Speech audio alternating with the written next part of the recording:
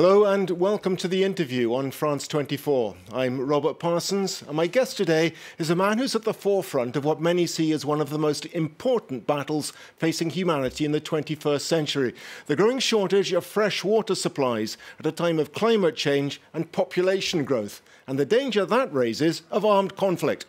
Fadi Comair has a distinguished record as a water diplomat and international negotiator who specialises in the Middle East. He's worked in the United States, France and Lebanon, where he's Director General of the country's hydraulic and electrical resources. He's also currently president of Medurable, an association which works for the sustainable development of the Mediterranean region, and a member of the UNESCO Commission on Water and Human Establishments. Fadi Comair, welcome to the interview. Thank you.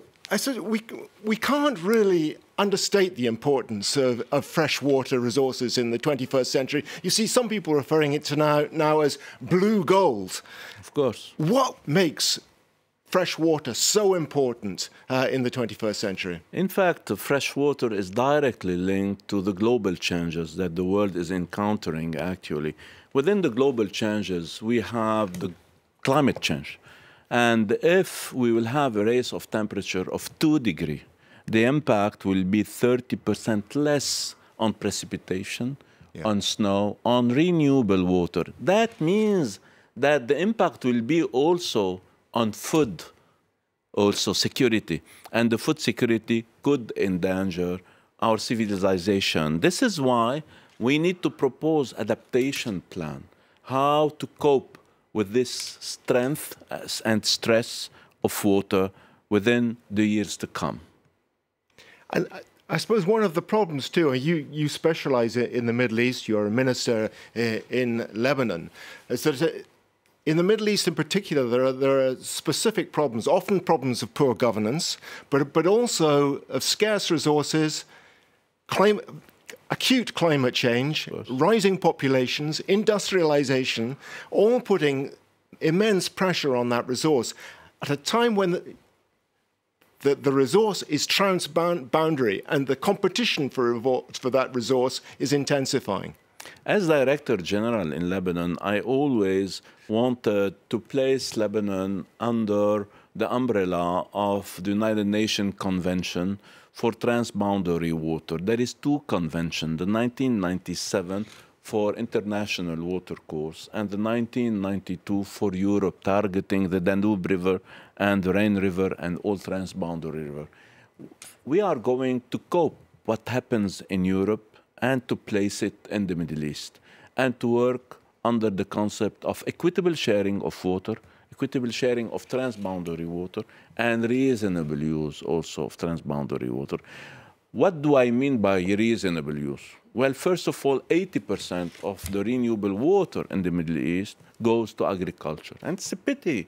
There is a lot of waste, whereas on the northern shore of the Mediterranean, it's only 56%. Yeah. So we need to change the techniques and the technology to rationalize the agricultural practice in our country and raise the efficiency of agriculture by using drip irrigation.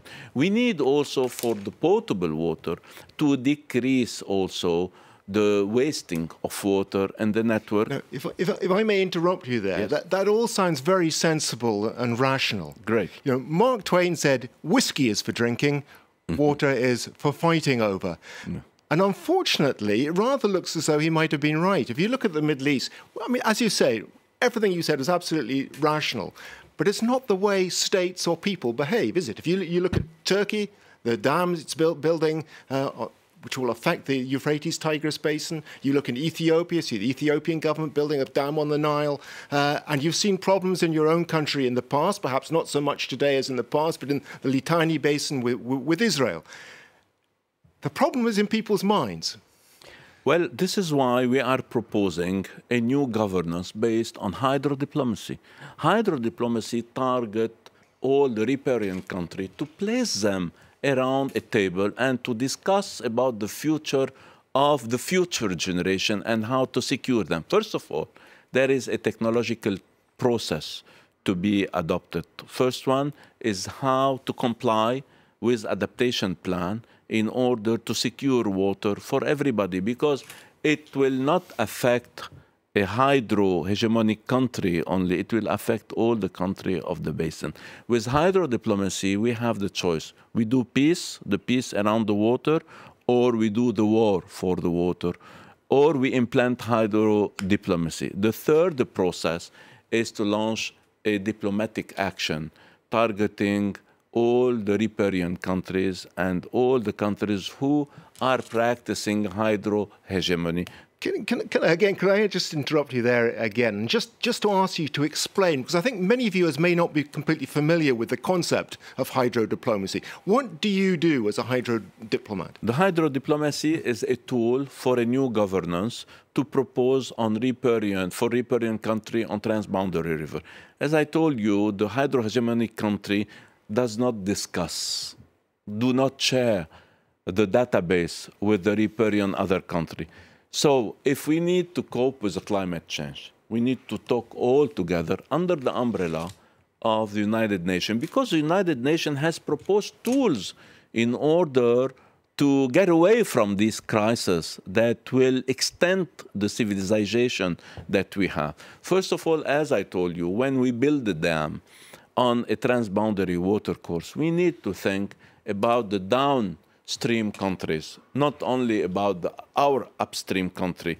And we need to see if this dam is going to affect also the food production of the country downstream, and is going to affect also the domestic use of the water. But is Turkey thinking about Iraq when it builds its dam? Now we are planning to put everybody together and to start thinking about a new concept which is linked to hydro diplomacy, is the nexus of water, energy, and food. So we can do the piece of economical values and try to have an exchange of economical benefit between the country.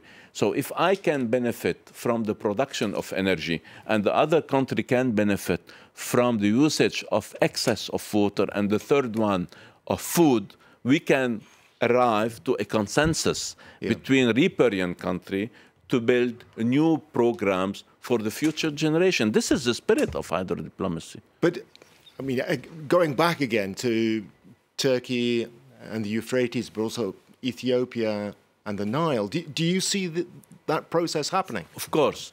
On the Nile, there is a Nile Basin Initiative, which was launched by the United Nations, the World Bank, and adopted by President Sisi. And now they are talking about mediation and about how are we going to stock this amount of water in the Renaissance Dam, not in a year or 2 years, but in a long-term period without affecting Egypt.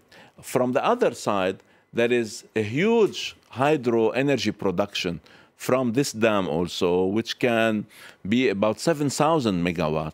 And this kind of exchange between the country on the nexus basis, I give you energy, you give me water, I give you food.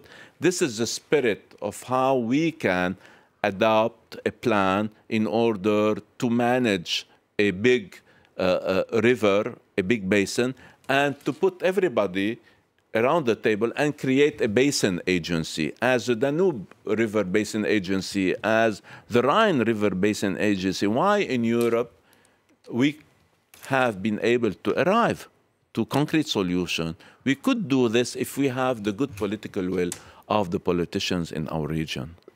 It sounds to me that as if you are an optimist. Perhaps you have to be an optimist in the job that you be optimist. In that case, do you think that we, as journalists, are overly negative in our coverage of this issue? I mean, perhaps we go too much for the headline story. You know, when we look at the dam in Ethiopia, we go for this sort of idea of conflagration in the future. Perhaps the accent should be more on the cooperation. That seems to be what you're suggesting.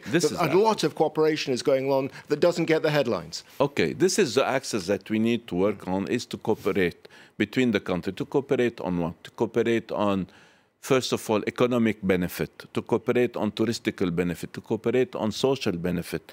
If we build blocks and we build wall, we won't cooperate. Nobody will be within a win-win situation. Yeah. This is what we are targeting, because the effect of climate change will change all the database of the country and all the rule of the game. We could have been a country with practicing water hegemony in the late 60s. But now, when we will have all as riparian basin 30% less water, it will not affect one country only. It will affect all the basin. And beyond, I mean, just one more question because we're running out of time. I suppose really we have to take a holistic approach to this. It's a global issue. It's not just a problem for the Middle East. Western countries consume a vast amount of water as well. And given that water is becoming a scarce resource, does this problem have to be approached globally rather than regionally? Of course, approaching the issue globally, we should place ourselves under the Paris Pact, as I told you. And it is very essential to stop the wasting of water, to change all our bad practices that we are actually consuming a lot of water, 400 liters per person per day in the United States. In some other country, 300 liters per day. We don't need that amount of water per person. So we need to change our habit so that the 9 billion human beings in 2050 could have enough food in order to live. Otherwise, there will be an extinction of the population, and as it was the case of the Mayas a long time ago. Fadi Comair, thank you very much for being on the interview with France 24. Don't go away, more news and headlines to follow.